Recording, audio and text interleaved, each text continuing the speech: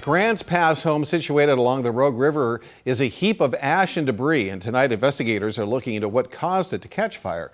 NBC5's Roma Villavicencio spoke to a neighbor who caught it all on video. Roma.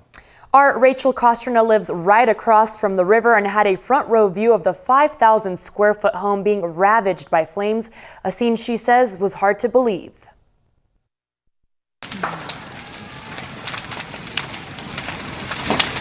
This is what Rachel Costrina woke up to at 6 Memorial Day morning.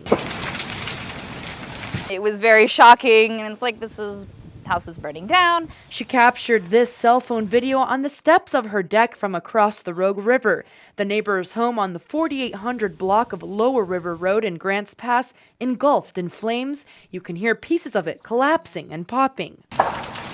From over here, from all the way across the river, it was pretty loud. Fire Marshal Mike Shaw with Rural Metro Fire says it took 25 firefighters from surrounding agencies, water tenders, a ladder truck, and a backhoe to knock down the fire. With the collapse of the roof in the second story, it created quite a problem for us to be able to get in there and get the fire taken care of all the way. The home belonged to Ronald and Susan Lennon. They weren't inside at the time. Shaw says the house is in foreclosure. We looked it up, and public records show the Lennons were notified just last week the house would be sold at public auction to the highest bidder. We do have witness statements that the current owners were in the process of moving out of the home and moving items out of the home. Neighbors told us the Lennons moved across the street to this home. We knocked, but nobody answered.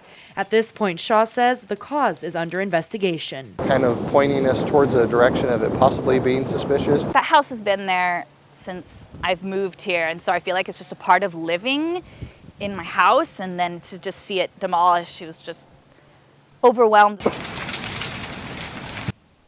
Shaw also told me it took them an hour to get to the fire because people who called it in couldn't pinpoint the exact address. Nobody was injured during the fire.